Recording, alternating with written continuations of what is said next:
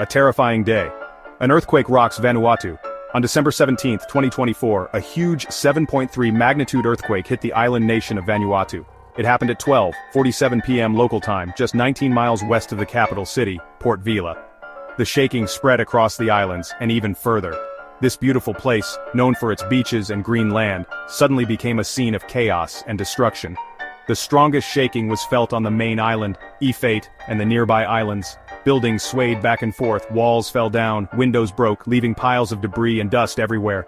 Scared people, both locals and tourists, ran out into the streets trying to find safety. People who saw it happen told stories of the scary moments right after the earthquake. "The ground was shaking so hard I could barely stand," said one shopkeeper, his voice still shaky from fear. "It felt like the end of the world." Sadness and destruction. What happened after the earthquake? When the dust cleared, everyone could see how bad the damage was. Buildings were destroyed, turned into piles of broken pieces. Roads were ripped apart, making it almost impossible for rescue workers to reach people who needed help.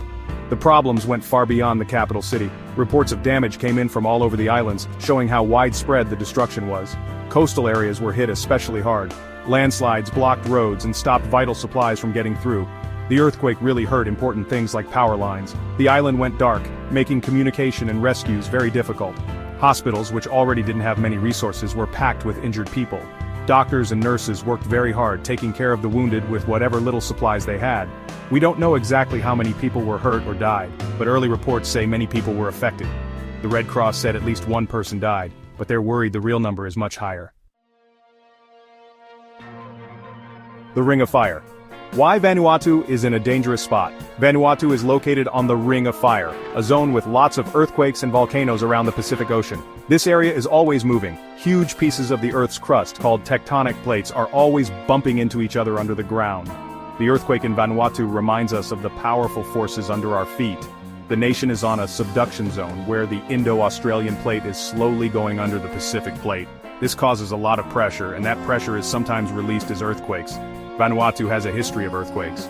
Big ones, magnitude 6 or bigger, happen pretty often. Vanuatu has building codes to make buildings safer during earthquakes, but this earthquake was just too strong.